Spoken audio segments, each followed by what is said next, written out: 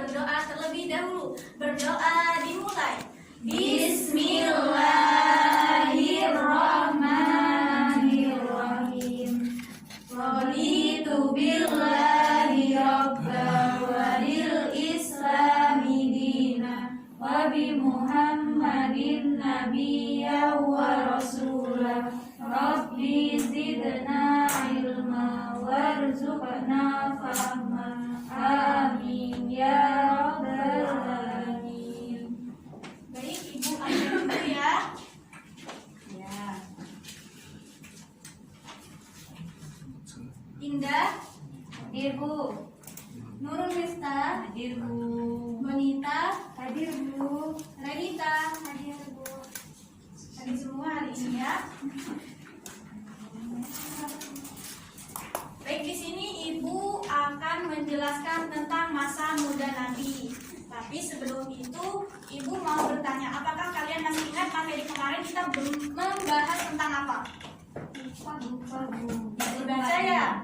Jadi kemarin itu kita membahas tentang masa kanak-kanak Nabi Muhammad, di mana Nabi Muhammad itu selalu membantu pamannya untuk berdagang, terus selalu membantu pamannya untuk mengembala domba. Tahu domba kan? Tahu. Dan sekarang kita akan belajar tentang masa muda Nabi. Dan tujuan pembelajaran kita hari ini yaitu dapat meniru sikap positif dari Nabi Muhammad. Terus yang kedua, dapat menunjukkan perilaku sikap bertanggung jawab dan percaya diri dari pemahaman masa muda Nabi Muhammad dalam kehidupan sehari-hari. Saya dipahami? Nah, Ibu di sini kan akan menjelaskan masa muda Nabi Muhammad pada usia 8 tahun, 12 tahun, 15 tahun, 20 tahun dan juga 25 tahun. Nah, pada usia 8 tahun, coba dibaca Nak Nurul. Nabi Muhammad itu diasuh oleh pamannya Abu Thalib. Nah, ya. Jadi setelah kepergian ibunda tercinta Nabi Muhammad di sini diasuh oleh kakeknya yang bernama Abdul Muthalib selama 2 tahun. Kemudian diasuh oleh pamannya yang bernama Abu Thalib. Nah, Abu Thalib di sini sangat sayang kepada Nabi Muhammad melebihi dari anak kandungnya sendiri. Nabi Muhammad di sini selalu membantu pamannya untuk berdagang di Mekah dan juga mengembala domba. Terus pada usia 12 tahun berdagang ke negeri Syam. Coba dibaca Nak Bonita yang ini. Semua ini Dibaca dulu. Suatu hari Abu Thalib berencana untuk berdagang ke negeri Syam. Mendengar rencana itu, Nabi Muhammad yang masih berusia 12 tahun meminta izin kepada pamannya untuk ikut ke negeri Syam. Perjalanan menuju negeri Syam sangat berat. Para pedagang menyusuri laut menuju kota Busra sebelum ke Syam. Bagi para pedagang, kota Busra merupakan tempat berdagang yang ramai. Ketika para pedagang sedang beristirahat di bawah pohon di dekat sebuah biara, rumah ibadah Nasrani, di sana terdapat seorang pendeta bernama Buhairah. Dilanjut Nak Indah. Hurairah adalah seorang pendeta yang mengetahui isi kitab Taurat dan Injil dan mengetahui tanda-tanda kenabian Nabi terakhir. Hurairah memperhatikan dalam rombongan pedagang tersebut ada seorang anak yang terlindungi dari sorotan panasnya matahari oleh segumpal awan. Hurairah pun langsung mengundang para pedagang tersebut untuk makan bersama. Dilanjut Nak Renita. Pada kesempatan itu, Hurairah berbicara dengan Abu Thalib dan Nabi Muhammad. Hurairah menanyakan banyak hal kepada Nabi Muhammad. Dalam percakapan itu, Hurairah semakin yakin bahwa Muhammad adalah Nabi terakhir yang diutus oleh Allah. Dilanjut Nak.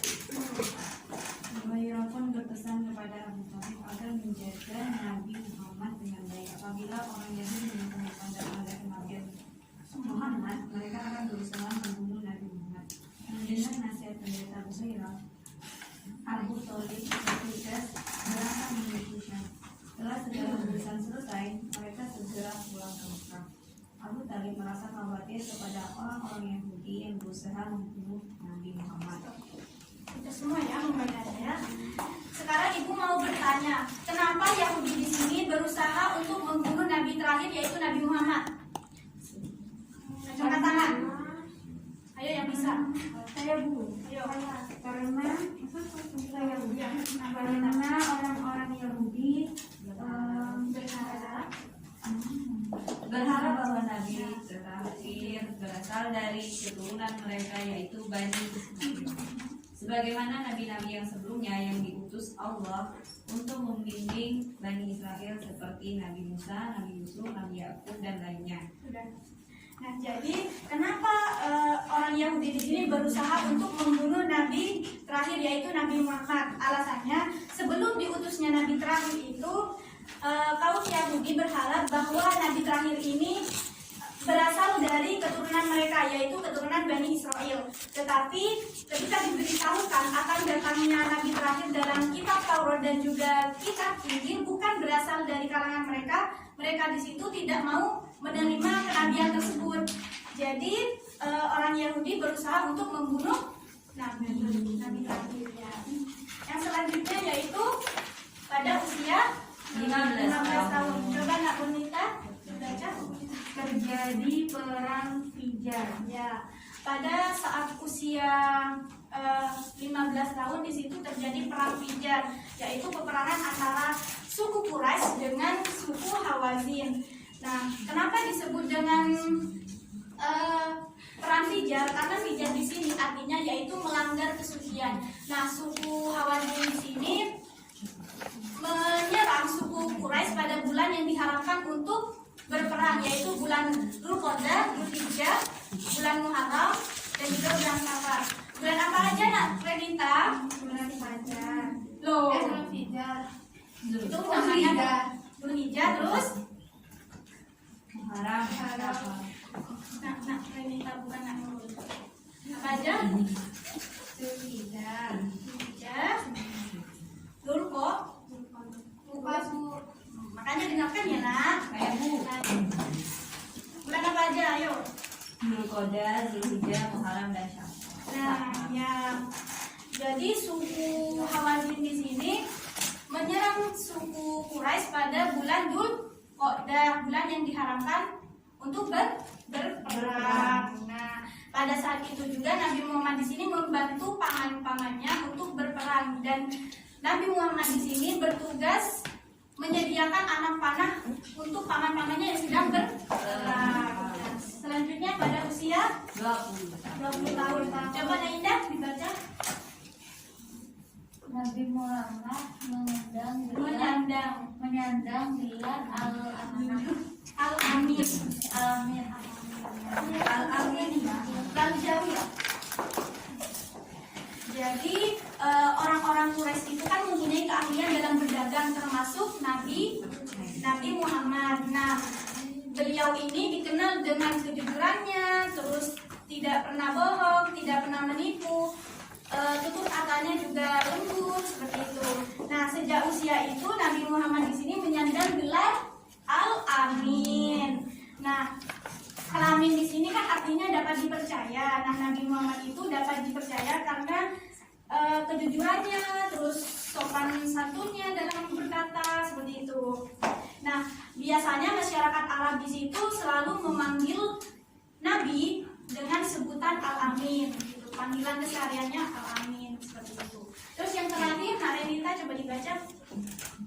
Berdagang dan Nabi yang untuk kedua kalinya. Tidak pintar.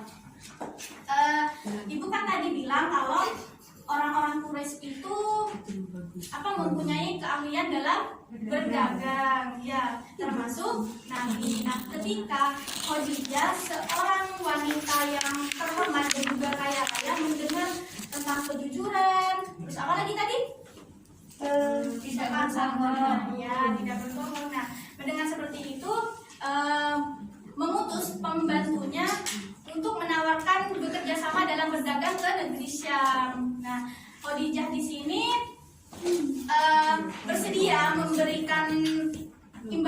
sangat banyak kepada Nabi Muhammad dan Nabi Muhammad menerima tawaran tersebut. Nah, Nabi Muhammad ini kemudian berdagang ke negeri Syam yang kedua kalinya pada usia 25 tahun bersama dengan pembantu laki-laki Khadijah yang bernama Maisarah.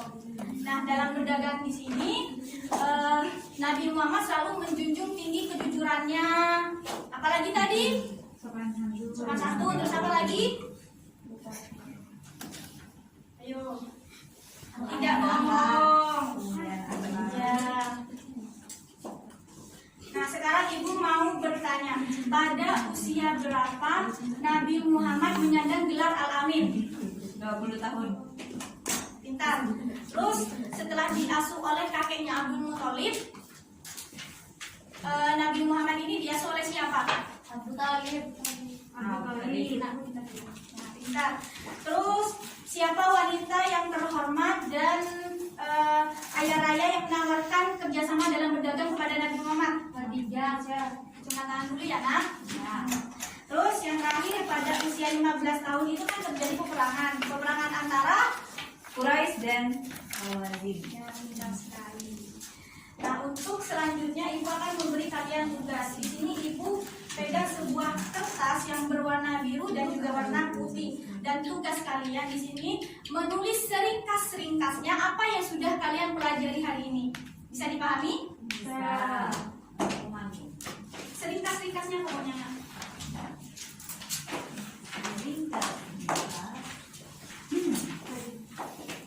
Berpoin nak Renita. Ini ada. Seringkas-ringkasnya aja. Terserah pada usia 8 tahun, apa 15 tahun, terserah kalian.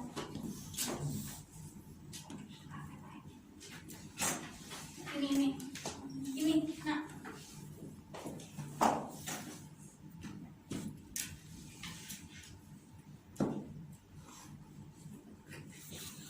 Ayo, lanjut lagi waktunya.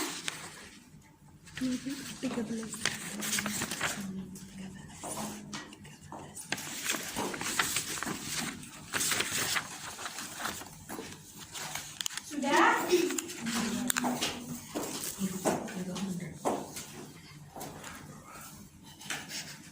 Sudah? Sudah ya? Ayo cepetan. Ibu hitung sampai 5. Harus selesai. 1. Sudah. Bentar.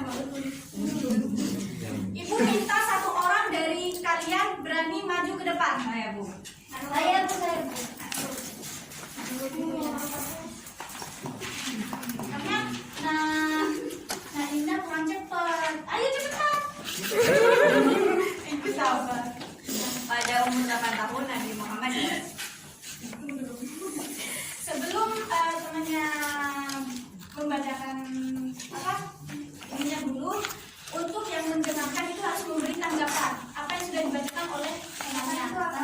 Tanggapan seperti kurang gimana, bicaranya, terus ini kurang benar isinya, seperti itu. Paham? Komentari tadi. Iya. Jadi baca nak.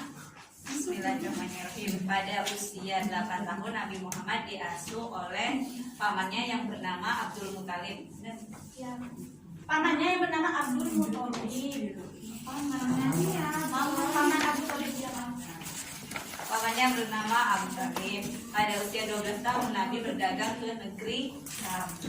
Pada usia 15 tahun terjadi perang ujar antara Quraisy dan Hawazin. Ya, sudah. Coba tunggu dulu. Coba nak Bonita berikan tanggapan. Nah, terus ya, terus nah Indah coba berikan tanggapan. Sudah benar semua tanggapannya kalian. Ya. Baik, terima kasih. Beri aplaus untuk temannya yang sudah berani. Nah, jadi kesimpulan kita pembelajaran hari ini yaitu pada masa muda Nabi Muhammad, pada usia 8 tahun Nabi Muhammad diasuh oleh pamannya yang bernama Abu Talib. Pada usia 12 tahun Nabi Muhammad berdagang ke negeri Syam. Terus pada usia 15 tahun Terjadi perang pijat. Ya, pintar. Terus pada usia 20 tahun Menyandang gelar alamin. dan pada usia 25 tahun cara paham semua ya.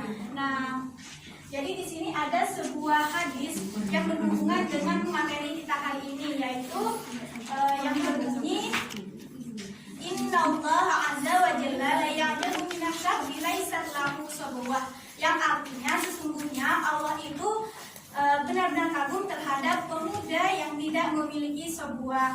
Ada yang tahu sebuah itu apa? Tahu. Nah, sebuah itu pemuda yang tidak mengikuti hawa nafsunya, yaitu membiasakan dengan hal-hal buruk, terus membiasakan hal-hal yang baik, terus menjauhi hal-hal yang buruk seperti itu. Bisa dipahami? Bisa. Sudah paham semua ya? Iya. Sebelum pembelajaran ditutup, mari kita membaca hamdalah bersama-sama. Alhamdulillahirabbil alamin. Terima kasih atas perhatiannya. Wassalamualaikum warahmatullahi wabarakatuh. Waalaikumsalam.